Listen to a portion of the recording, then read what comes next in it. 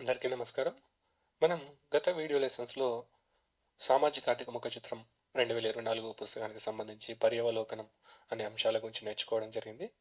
ప్రస్తుతం ఈ వీడియో లెసన్లో సామాజిక ఆర్థిక ముఖ చిత్రంలోని సెక్షన్ 1కి సంబంధించి ఆర్థిక వ్యవస్థ అనే పాఠ్యాంశం గురించి నేర్చుకోవడం జరుగుతుంది.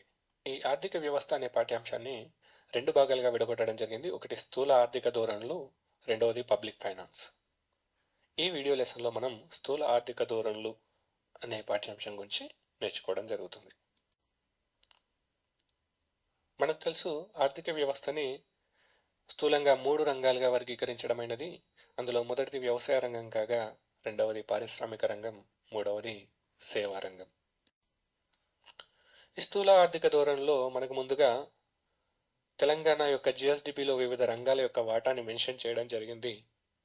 మనం దాన్ని కనుక పరిశీలించినట్టయితే 2023-24 ఆర్థిక సంవత్సరంలో ప్రస్తుత ధరల్లో తెలంగాణ జిఎస్డిపిలో వివిధ రంగాల యొక్క జిఎస్విఏ ఏ విధంగా ఉంది అంటే, వ్యవసాయం మరియు దాని అనుబంధ రంగాల యొక్క వాటా 15.8% ఉండగా, పారిశ్రామిక రంగం యొక్క వాటా 18.5% ఉండగా, సేవా రంగం యొక్క వాటా 65.7% ఉంది.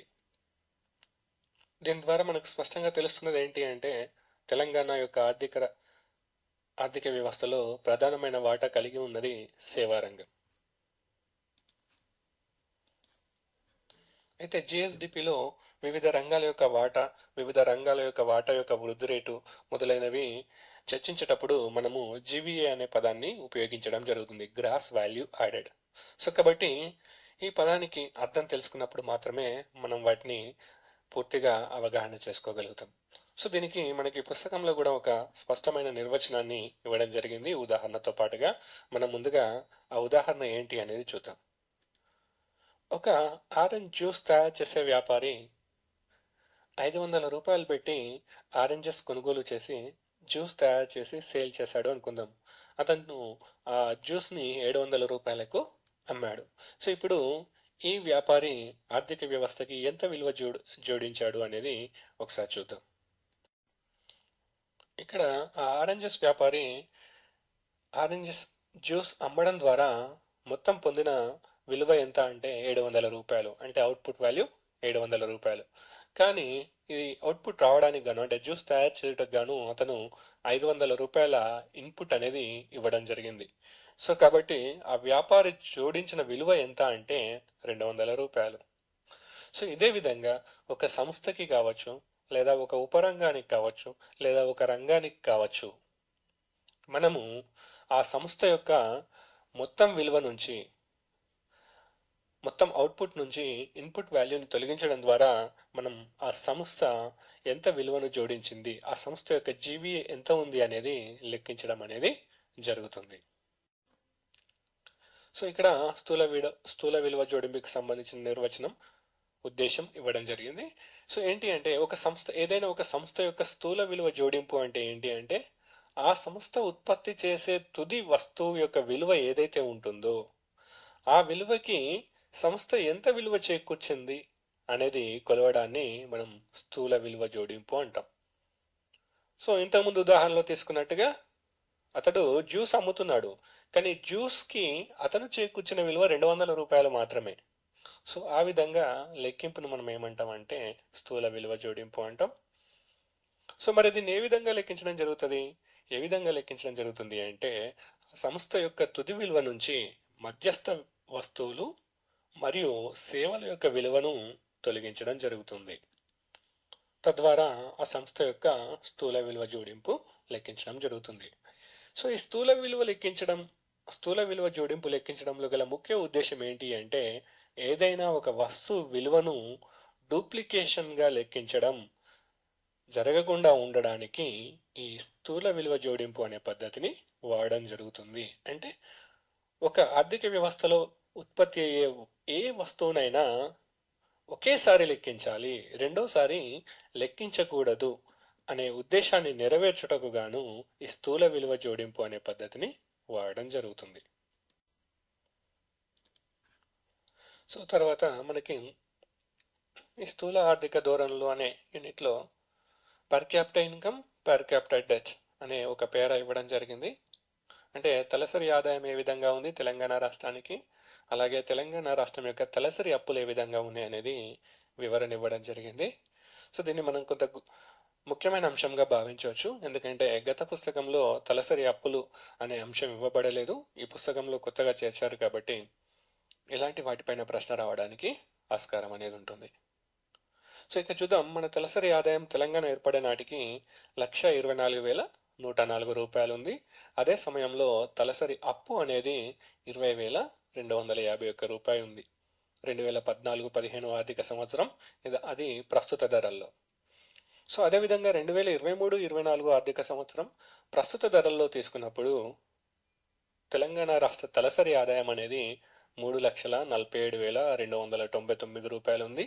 అనగా తెలంగాణ ఏర్పడినప్పటి నుంచి 2023-24 వరకు తలసరి ఆదాయం అనేది దాదాపుగా 3 రేట్లు, అనగా 2.8 టైమ్స్ ఈ తలసరి ఆదాయం అనేది పెరిగింది. సో దాదాపుగా తీసుకున్నప్పుడు 3 రేట్లు అని చెప్పుకోవచ్చు. అదే సమయంలో పర్ క్యాపిటల్ డెట్ అంటే తలసరి అప్పు అనేది 2023-24లో 1,76,360 రూపాయలుగా ఉంది. అనగా తలసరి అప్పు అనేది 8.7 రేట్లు పెరగడం అనేది జరిగింది. సో ఈ గణాంకాలన్నీ కూడా ప్రస్తుత ధరల్లో ఇవ్వబడినవి అనేది గుర్తుపెట్టుకోవాలి. సో అదేవిధంగా ఈ సామాజిక ఆర్థిక ముఖ చిత్రం పుస్తకంలో ప్రతి యూనిట్కి ముందు ముఖ్యాంశాలు అని చెప్పి కొన్ని పాయింట్స్ ఇవ్వడం జరిగింది. మనకి ప్రతి పరీక్షలో కూడా ఈ ముఖ్యాంశాలు అనే విభాగంలో ఇచ్చిన పాయింట్స్ నుంచి ప్రశ్న రావడం జరుగుతుంది. సో కాబట్టి వీటిని మరింత శ్రద్ధతో చదువుకోవాల్సిన అవసరం అనేది ఉంటుంది. సో మరి స్థూల ఆర్థిక ధోరణిలో ఇచ్చిన ముఖ్యాంశాలు ఏంటి అనేది ఒకసారి చూద్దాం. 2023-24 ఆర్థిక సంవత్సరానికి గాను తెలంగాణ స్థూల రాష్ట్ర దేశీయోత్పత్తి యొక్క విలువ ప్రస్తుత ధరల్లో 14.64 లక్షల కోట్లు ఉంది అని ఇవ్వడం జరిగింది. అంటే మొత్తం ఆర్థిక వ్యవస్థ యొక్క విలువ జిఎస్డిపి ఎంత ఉంది అనేది ఇక్కడ మెన్షన్ చేయడం జరిగింది. సో అలాగే పెరుగుదల రేటు కూడా ఇవ్వడం జరిగింది. గత ఆర్థిక సంవత్సరంతో పోల్చినట్టయితే జిఎస్డిపి యొక్క గ్రోత్ ఎంత ఉంది, 11.9% ఉంది. అదేవిధంగా తలసరి ఆదాయం, తెలంగాణ రాష్ట్ర తలసరి ఆదాయం ప్రస్తుత ధరల్లో 2023-24 ఆర్థిక సంవత్సరానికి 3.47 లక్షలుగా ఉంది. సో దీన్ని జాతీయ తలసరి ఆదాయంతో పోల్చడం జరిగింది. జాతీయ తలసరి ఆదాయంతో పోల్చినప్పుడు తెలంగాణ తలసరి ఆదాయం 1.64 లక్షలు ఎక్కువ ఉంది. ఇక్కడ జాతీయ తలసరి ఆదాయం ఇదే సంవత్సరానికి ప్రస్తుత ధరల్లో 1.83 లక్షలుగా ఉంది. సో తర్వాత వ్యవసాయ రంగం యొక్క జీవీఏ యొక్క పెరుగుదల రేటు మెన్షన్ చేయడం జరిగింది. సో అన్ని రంగాల యొక్క పెరుగుదల రేటును ముఖ్యాంశాలు ఇవ్వనప్పటికీ వ్యవసాయ రంగం యొక్క పెరుగుదల రేటు ముఖ్యాంశాల్లో మెన్షన్ చేయడం జరిగింది. సో వ్యవసాయ రంగం యొక్క స్థూల విలువ జోడింపు అనగా జీవీఏ ప్రస్తుత ధరల్లో 4.0% అంటే 4% పెరిగింది. సో అలాగే మరొక ముఖ్యమైన పాయింట్ను కూడా ఇక్కడ చేర్చడం జరిగింది. ఏంటి అంటే అది రాష్ట్ర జనాభాలో వ్యవసాయ రంగంలో 47.3% ఉపాధి పొందుతున్నారు. అంటే అధికంగా ఉపాధి అనేది రాష్ట్ర జనాభాలో అధికంగా ఉపాధి అనేది వ్యవసాయ రంగంలో ఉంది. సో కాబట్టి మన తెలంగాణలో ప్రజల యొక్క జీవన ప్రమాణాలు మెరుగు కావాలంటే ఖచ్చితంగా వ్యవసాయ రంగంలో వృద్ధి అనేది సాధించాల్సిన ఆవశ్యకత ఉంది అనేది దీని ద్వారా ప్రభుత్వానికి తెలుస్తుంది. సో ఇక ప్రధానమైన పాఠ్యాంశంలోకి వెళ్ళినప్పుడు స్థూల ఆర్థిక ధోరణిలోని ప్రధానమైన పాఠ్యాంశంలో ముందుగా తెలంగాణ ఆర్థిక వ్యవస్థకు పరిచయం చేయడానికన్నా ముందుగా భారతదేశ ఆర్థిక వ్యవస్థ ఏ విధంగా ఉంది, అలానే ప్రపంచ ఆర్థిక వ్యవస్థ ఏ విధంగా వృద్ధి రేటును కలిగి ఉంది అనే అంశాలు చర్చించడం జరిగింది. మనకు తెలుసు, కోవిడ్-19 సమయంలో అన్ని దేశాల ప్రభుత్వాలు ఆర్థిక వ్యవస్థ మందగించే నిర్ణయాలను తీసుకోవడం జరిగింది. ఉదాహరణకి లాక్డౌన్ కావచ్చు, లేదా సప్లై చైన్ తగ్గడం కావచ్చు. సో ఇలాంటి కారణాల దృష్ట్యా ప్రపంచ ఆర్థిక వ్యవస్థ అనేది కోవిడ్-19 సమయంలో చాలా మందగమనంలో సాగింది. అయితే భారతదేశం మాత్రం కోవిడ్-19 ఉన్నప్పటికీ, అదేవిధంగా ప్రతికూల భౌగోళిక రాజకీయ పరిణామాలు ఉన్నప్పటికీ కూడా ఆరోగ్యకరమైన అంటే ఒక హెల్తీ స్థూల ఆర్థిక మూలాలను ప్రదర్శించింది. అంటే మిగతా దేశాలతోటి పోల్చుకున్నప్పుడు ఎక్కువగా ఒడిదుడుకులకు లోను కాలేదు. సో ఆ, గడిచిన ఆర్థిక సంవత్సరం అంటే 2023-24 ఆర్థిక సంవత్సరానికి గాను మొదటి ముందస్తు అంచనాల క్రమం ఇండియా యొక్క స్థూల దేశీయోత్పత్తి వాస్తవ స్థూల దేశీయోత్పత్తి వృద్ధి అనేది 7.3%గా అంచనా వేయడం జరిగింది. ఇదే కాలానికి అంటే ఫైనాన్షియల్ ఇయర్ 2023-24కి రెండవ ముందస్తు అంచనాల క్రమం అంటే మొదటి ముందస్తు అంచనాల తర్వాత కొద్ది కాలానికి మళ్ళీ రెండవ ముందస్తు అంచనాలు తీసుకోవడం జరుగుతుంది. సో రెండవ ముందస్తు అంచనాల క్రమం ఈ వాస్తవ స్థూల దేశీయోత్పత్తి వృద్ధి అనేది 7.6%గా ఉంటుందని అంచనా వేయడమైనది. అంటే మొదటి ముందస్తు అంచనాల క్రమం కన్నా రెండవ ముందస్తు అంచనాల్లో 0.3% ఎక్కువగా ఉంది. అయితే ఇక్కడ ఒక ముఖ్యమైన అంశాన్ని మనం గుర్తుపెట్టుకోవాలి. ఏదైనా వృద్ధి రేటు కావచ్చు లేదా జిఎస్డిపి లేదా జీడిపి యొక్క విలువ కావచ్చు, దాన్ని తెలియజేసేటప్పుడు అది ఏ ఆర్థిక సంవత్సరానికి ఇవ్వబడింది, అలానే అది వాస్తవ ధరల్లో ఇవ్వబడిందా లేదా ప్రస్తుత ధరల్లో ఇవ్వబడిందా అనే అంశాన్ని మనం ప్రత్యేకంగా గుర్తుంచుకోవాల్సిన అవసరం అనేది ఉంటుంది. ఇక్కడ ఇవ్వబడినవి 2023-24 ఆర్థిక సంవత్సరానికి సంబంధించినవి వాస్తవ ధరల్లో వృద్ధి రేటుకు సంబంధించినవి. మరి ఇదే సమయంలో ప్రపంచ వృద్ధి రేటు ఏ విధంగా ఉంటుందనేది చూసినప్పుడు ఐఎంఎఫ్ ప్రచురించిన వరల్డ్ ఎకనామిక్ అవుట్లుక్ క్రమం ఏప్రిల్ 2024లో ప్రపంచ వృద్ధి రేటు అనేది 3.2%గా అంచనా వేయడం జరిగింది. ఇది జనవరి 2024లో 3.1%గా ఉండేది. అంటే 0.1% ఏప్రిల్లో ఎక్కువగా ఉంటుందని అంచనా వేయడం అనేది జరిగింది. సో మరి తెలంగాణ యొక్క వాస్తవ స్థూల రాష్ట్ర దేశీయోత్పత్తి ఏ విధంగా ఉంటుంది, వృద్ధి రేటు ఏ విధంగా ఉంటుంది అనేది అంచనా వేసినప్పుడు 2023-24కి జాతీయ వృద్ధికి దాదాపుగా దగ్గరలో ఉంది, 7.4% ఉంటుందని అంచనా వేయడమైంది. మరి ఈ సమయంలో జాతీయ వృద్ధి రేటు ఎంత ఉంటుంది అనుకున్నాం? రెండవ ముందస్తు అంచనాల ప్రకారం 7.6% ఉంటుందని అనుకున్నాం. సో దానికి దగ్గరలోనే 7.6%కి దగ్గరలోనే తెలంగాణ యొక్క వాస్తవ వృద్ధి రేటు అనేది 7.4%గా ఉంటుంది. సో మరి ప్రపంచ వృద్ధి రేటు చూసాం మనం అంటే ఐఎంఎఫ్ అంచనాల క్రమం 3.2% ఉంటుందని అంచనా వేయడం జరిగింది.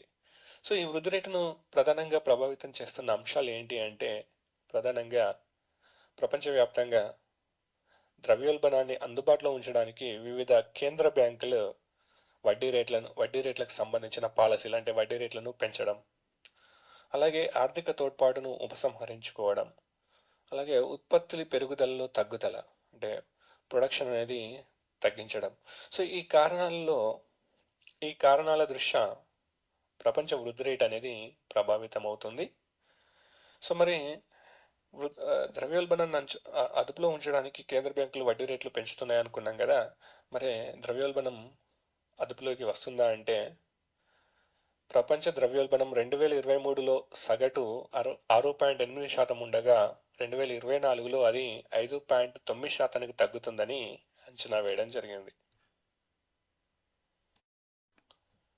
ఇక తెలంగాణ జిఎస్డిపి గురించి చర్చిద్దాం. సో తెలంగాణ జిఎస్డిపి గురించి చర్చించే ముందు అసలు జిఎస్డిపి అనే పదానికి అర్థం ఏంటి అనేది నేర్చుకోవాల్సిన అవసరం అనేది ఉంటుంది. సో జిఎస్డిపి అనే పదాన్ని నేర్చుకునే ముందు ఒక 4 పదాలను మనం ముఖ్యంగా గుర్తుంచుకోవాల్సి ఉంటుంది. ఆ 4 పదాలను సరైన క్రమంలో అమర్చినట్టయితే మనకు నిర్వచనం వచ్చేస్తుంది. సో ఏంటి అంటే ఒకటి, మనం ఒక ఆర్థిక సంవత్సరం అంటే ఏ ఫైనాన్షియల్ ఇయర్కి మనం జిఎస్డిపిని లెక్కిస్తున్నాం అనేది స్పష్టంగా నిర్వచించుకోవాల్సి ఉంటుంది. తర్వాత విత్ ఇన్ ద స్టేట్ అంటే సరిహద్దు లోపల, ఏ రాష్ట్ర సరిహద్దు లోపల లెక్కిస్తే అది ఆ రాష్ట్రం యొక్క స్థూల రాష్ట్ర దేశీయోత్పత్తి అవుతుంది. సో దేశం మొత్తానికి లెక్కించినప్పుడు దేశ సరిహద్దుకు సంబంధించింది అవుతుంది. సో అలాగే value of final goods and services అంటే వస్తు సేవల యొక్క అంతిమ విలువ. సో సర్వీసెస్ని, గూడ్స్ని, వాటి యొక్క ఫైనల్ వాల్యూ అంటే సో మనీ వాల్యూని మనం లెక్కించినట్టయితే దాన్ని మనము ఆ రాష్ట్రం యొక్క జిఎస్డిపి అనొచ్చు. అంటే ఒక ఆర్థిక సంవత్సరానికి ఒక రాష్ట్ర సరిహద్దు లోపల ఆ సంవత్సర కాలంలో ఉత్పత్తి కాబడిన వస్తు సేవల యొక్క అంతిమ విలువని ద్రవ్య రూపంలో గనక తీసుకున్నట్టయితే మనం దాన్ని స్థూల రాష్ట్ర దేశీయోత్పత్తి అనొచ్చు. సో ఈ జిఎస్డిపిని పూర్తిగా అర్థం చేసుకుంటే గాను మరికొన్ని అంశాలను మనం ఇక్కడ చర్చించవలసి ఉంటుంది. ముందుగా వస్తువులు అంటే ఏంటి, సేవలు అంటే ఏంటి? సో ఇది మనకు తెలిసిన అంశమే, అయినా మళ్ళీ ఒకసారి చూద్దాం. సో వస్తువులు అంటే మనకు కనిపించేవి, మనం తాకగలిగినవి. ఉదాహరణకి కార్ కావచ్చు, టీవీ కావచ్చు, టేబుల్ కావచ్చు. సో ఇలాంటివన్నీ కూడా మనం వస్తువులుగా అంటూ ఉంటాం. మరి సేవలు, సర్వీసెస్ ఏంటి? సో సేవల కింద ఒక టాక్సీ డ్రైవర్ ఇచ్చే సర్వీస్ అయి ఉండొచ్చు, ఒక కార్పెంటర్ ఇచ్చే సర్వీస్ అయి ఉండొచ్చు, ఒక డాక్టర్ ఇచ్చేది, ఒక లాయర్ ఇచ్చే సర్వీస్, సో ఒక ఉద్యోగి ఇచ్చే సర్వీసెస్, ఇవన్నీ కూడా మనకి సేవల విభాగంలో వస్తాయి. స్థూల దేశీయోత్పత్తిని లెక్కించేటప్పుడు ఈ వస్తువులు మరియు సేవలు ఈ రెండింటినీ కూడా మనము ద్రవ్య రూపంలోకి మార్చుతాం. సో ఈ ప్యాటర్న్ మళ్ళీ ఒకసారి గుర్తుపెట్టుకోవాల్సి ఉంటుంది మీరు. వస్తువులు మరియు సేవలు ఈ రెండింటిని ద్రవ్య రూపంలోకి అంటే డబ్బుల రూపంలోకి మార్చడం జరుగుతుంది. వాటి యొక్క విలువను మనీ రూపంలోకి మార్చడం. సో ఈ మార్చే క్రమంలో మనకి నామమాత్రపు జిఎస్డిపి అని లెక్కించవచ్చు, వాస్తవ జిఎస్డిపి అని లెక్కించవచ్చు. సో మరి నామమాత్రపు జిఎస్డిపి ఏంటి, వాస్తవ జిఎస్డిపి అంటే ఏంటి? వస్తువులు మరియు సేవల యొక్క విలువని ద్రవ్య రూపంలో మార్చే క్రమంలో మనం ఏ ఆర్థిక సంవత్సరానికైతే జిఎస్డిపిని లెక్కిస్తున్నామో ఆ ఆర్థిక సంవత్సరం యొక్క ధరలను మాత్రమే పరిగణలోకి తీసుకుంటే దానిని నామమాత్రపు జిఎస్డిపి అని అంటాం. అంటే ఉదాహరణకి 2023-24 ఆర్థిక సంవత్సరానికి జిఎస్డిపి లెక్కించే క్రమంలో వస్తు సేవలను ద్రవ్యం రూపంలోకి మార్చేటప్పుడు 2023-24 ఆర్థిక సంవత్సరంలో ఉన్న ధరలనే మనం పరిగణలోకి తీసుకుంటాం. సో దీన్ని నామమాత్రపు జిఎస్డిపి అని అంటాం. మరి వాస్తవ జిఎస్డిపి అంటే ఏంటి? వాస్తవ జిఎస్డిపి అంటే ఈ వస్తు సేవలను ద్రవ్యం రూపంలోకి మార్చే క్రమంలో ప్రస్తుత ఆర్థిక సంవత్సరానికి బదులు గత కాలంలో ఏదైనా ఒక ఒడిదుడుకులు లేని సాధారణ సంవత్సరంలోని ధరలతోటి ద్రవ్యం రూపంలోకి మార్చినట్టయితే దాన్ని వాస్తవ జిఎస్డిపి అని అంటాం. అంటే 2023-24 జిఎస్డిపి లెక్కించేటప్పుడు వస్తువులు సేవలని ద్రవ్యం రూపంలోకి మార్చే క్రమంలో 2023-24 ధరలని మనం పరిగణలోకి తీసుకోము. 2023-24కు బదులుగా 23-24 కన్నా వెనకాల ఉన్న, అంటే 23-24 కన్నా రావడానికన్నా ముందున్న ఒక ఆర్థిక సంవత్సరం, ఎలాంటి ఆర్థిక సంవత్సరం, ఎలాంటి ఒడిదొడుకులు లేని, అంటే ఆర్థికంగా కావచ్చు, రాజకీయంగా కావచ్చు, లేదా వాతావరణ పరంగా కావచ్చు, ఎలాంటి అబ్నార్మాలిటీ లేని ఒక ఆర్థిక సంవత్సరాన్ని ప్రామాణిక సంవత్సరంగా తీసుకొని దాన్ని బేస్ ఇయర్ అంటాం. ప్రస్తుతం బేస్ ఇయర్ మనకి 2011-12 అనేది బేస్ ఇయర్గా ఉంది. అంటే 2011-12 ధరలని ప్రామాణికంగా తీసుకొని 2023-24 యొక్క జిఎస్డిపిని మనం లెక్కించినట్టయితే దాన్ని వాస్తవ జిఎస్డిపి అని అంటాం. సో ఇది రెండింటి మధ్యన ఉన్న వ్యత్యాసం.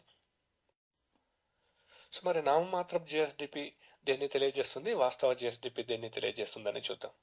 సో నామమాత్రపు జిఎస్డిపి అనేది ఒక ఆర్థిక సంవత్సరంలో ఉత్పత్తి మరియు ధరల్లో రెండింటిలో జరిగే మార్పును ప్రతిబింబిస్తుంది.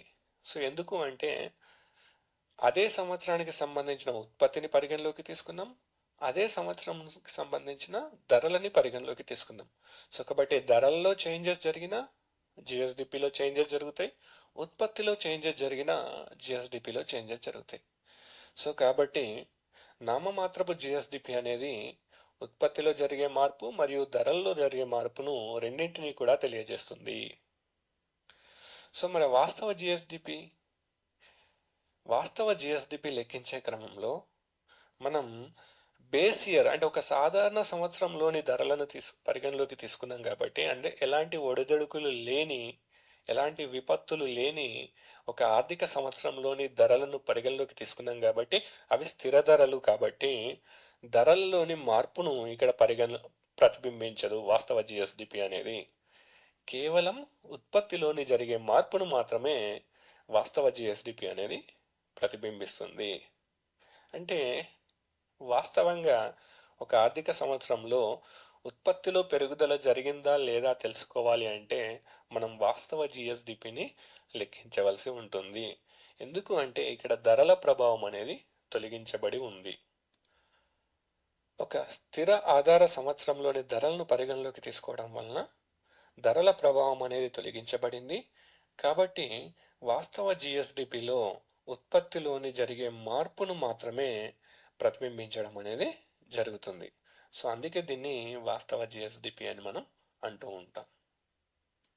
సో మనకి ఇక్కడ జిఎస్డిపి కావచ్చు, వృద్ధి రేటు కావచ్చు, తలసరి ఆదాయం కావచ్చు, సో ఈ అంశాలన్నీ కూడా ప్రస్తుత ధరల్లో, స్థిర ధరల్లో రెండు అంశాల్లో మనకి ఇవ్వడం జరుగుతుంది.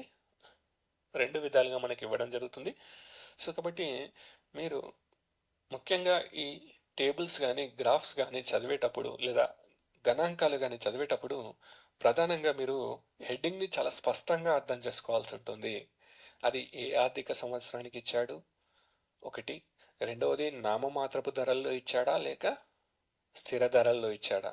ఈ రెండు అంశాలను చదివిన తర్వాతనే, ఈ రెండు అంశాలను అర్థం చేసుకున్న తర్వాతనే ఆ స్టాటిస్టిక్స్ యొక్క విలువను గుర్తుంచుకునే ప్రయత్నం చేయాలి. సో ఎందుకు అంటే మనం ఓన్లీ స్టాటిస్టిక్స్ మీద ఫోకస్ చేసినప్పుడు ఎగ్జామ్లో కన్ఫ్యూజ్ కావడానికి ఆస్కారం ఉంటుంది.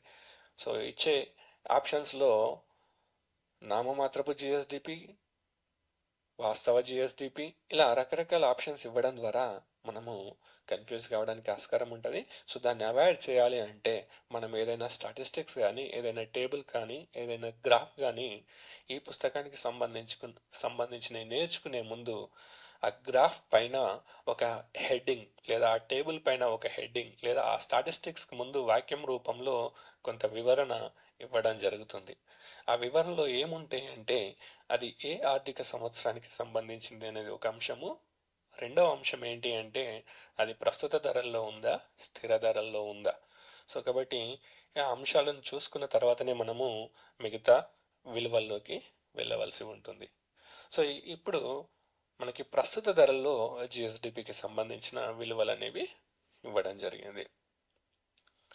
సో తెలంగాణ రాష్ట్రానికి 2023-24 ఆర్థిక సంవత్సరానికి కనుక తీసుకున్నట్టయితే 2023-24 ఆర్థిక సంవత్సరానికి కనుక తీసుకున్నట్టయితే నామమాత్రపు జిఎస్డిపి విలువ 14.64 లక్షల కోట్లుగా ఉంది. సో ఇది గత ఆర్థిక సంవత్సరంతో పోల్చినప్పుడు 11.9% గ్రోత్ రేటును కలిగి ఉంది. సో ఇదే సమయంలో జాతీయ వృద్ధి రేటు ఎంత ఉంది అంటే 9.1% ఉంది. అంటే జాతీయ వృద్ధి రేటు కన్నా మన తెలంగాణ వృద్ధి రేటు 2.8% ఎక్కువగా కనిపిస్తుంది. సో అదేవిధంగా ముందున్న ఆర్థిక సంవత్సరం అంటే 2022-23 ఆర్థిక సంవత్సరంలో కూడా తెలంగాణ ప్రస్తుత ధరల్లోని జిఎస్డిపి భారతదేశం కన్నా మెరుగైన వృద్ధి రేటును కలిగి ఉంది. సో భారతదేశం యొక్క వృద్ధి రేటు 14.2% ఉండగా తెలంగాణ యొక్క వృద్ధి రేటు 16.4% ఉంది. అనగా 2.2% ఎక్కువ వృద్ధి రేటు 2022-23లో మనకి కనిపించింది. సో మనం ఒకే గ్రాఫ్ ద్వారా 22-23లో ఏ విధంగా ఉంది, 23-24లో ఏ విధంగా ఉంది అని చూడొచ్చు. 22-23లో తెలంగాణ ఆదాయం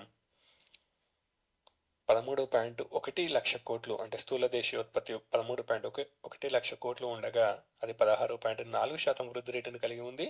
అదే సమయంలో భారతదేశం యొక్క స్థూల దేశీయోత్పత్తి 269.5 లక్షల కోట్లు ఉండగా 14.2% వృద్ధి రేటును కలిగి ఉంది. 2023-24 సంవత్సరానికి వచ్చేసరికి తెలంగాణ 14.6 లక్షల కోట్ల జిఎస్డిపి విలువను కలిగి ఉంటే 11.9% వృద్ధి రేటును కలిగి ఉంది. ఇదే ఆర్థిక సంవత్సరానికి భారతదేశం 293.9 లక్ష కోట్ల స్థూల దేశీయోత్పత్తిని కలిగి ఉంటే అది 9.1% వృద్ధి రేటును కలిగి ఉంది. 2 ఆర్థిక సంవత్సరాల్లో కూడా తెలంగాణ రాష్ట్రం జాతీయ వృద్ధి రేటు కన్నా ఎక్కువ వృద్ధి రేటును కలిగి ఉంది.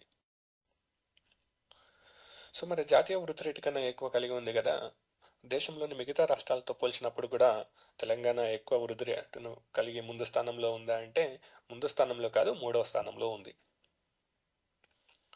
సో 2023-24 ముందస్తు అంచనాల క్రమం సాధారణ కేటగిరీ రాష్ట్రాలు అంటే 12 రాష్ట్రాలని సాధారణ కేటగిరీ రాష్ట్రాలుగా వర్గీకరించడం జరిగింది. సో ఈ రాష్ట్రాల్లో తెలంగాణ 3వ స్థానంలో ఉంది. మొదటి స్థానంలో తమిళనాడు ఉండగా 2వ స్థానంలో ఉత్తరప్రదేశ్, 3వ స్థానంలో తెలంగాణ, 4వ స్థానంలో రాజస్థాన్, 5వ స్థానంలో హర్యానా ఉంది. అయితే ఇవన్నీ కూడా ప్రస్తుత ధరలకు సంబంధించిన గణాంకాలని మీరు మరొకసారి గుర్తుపెట్టుకోవాల్సి ఉంటుంది. స్థిర ధరలు ఈ వరుస క్రమం అంతా మారిపోతుంది. సో తర్వాత తెలంగాణ జిఎస్డిపి దేశ జిఎస్డిపిలో ఎంత వాటాను కలిగి ఉంది? సో ఎంత వాటాను కలిగి ఉంది అంటే ప్రస్తుతం అయితే 5% వాటాను కలిగి ఉంది. అయితే గత 3 సంవత్సరాల్లో ఈ వాటా స్థిరంగా పెరుగుతుంది. అంటే 2021-22లో 4.8% ఉండగా 2022-23లో 4.9% ఉండగా 2023-24 వచ్చేసరికి ఇది 5%గా ఉంది. అంటే ప్రతి ఏటా తెలంగాణ యొక్క వాటా రాష్ట్ర జిఎస్డిపి యొక్క వాటా జాతీయ స్థూల దేశీయోత్పత్తిలో క్రమంగా పెరుగుతూ వెళ్తుంది. సో ఇంతవరదాకా మనము స్థూల ఆర్థిక ధోరణులకు సంబంధించి కొన్ని ముఖ్య విషయాలను చర్చించడం జరిగింది. మిగతా లెసన్లో తర్వాయి పాఠ్యాంశాలు నేర్చుకోవడం జరుగుతుంది. అయితే ఇప్పటి వరకు నేర్చుకున్న దాని నుంచి మనకి ప్రశ్నలు ఏ విధంగా ఉండొచ్చు అనేది ఒకసారి చూద్దాం. సామాజిక ఆర్థిక ముఖ చిత్రం 2024 క్రమం తెలంగాణ తలసరి అప్పు ఎంత పెరిగింది? సో తెలంగాణ తలసరి అప్పు అనేది ఎంత పెరిగింది అనేది ప్రశ్న అడగడానికి, అంటే ఈ విధమైన ప్రశ్నలు రావడానికి ఆస్కారం ఉంటుంది. ఈ అప్పులు అనే అంశాన్ని కొత్తగా చేర్చడం జరిగింది కాబట్టి 2 చోట్ల దీన్ని ముఖ్యాంశాల్లో మరియు తర్వాతి పాఠ్యాంశంలో కూడా చర్చించడం జరిగింది కాబట్టి ఈ విభాగం నుంచి ప్రశ్న రావడానికి ఆస్కారం అనేది ఉంటుంది. సో 8 ఇంతలకు పైగా పెరిగిందని చెప్పి మనం దాన్ని చర్చించి ఉన్నాం.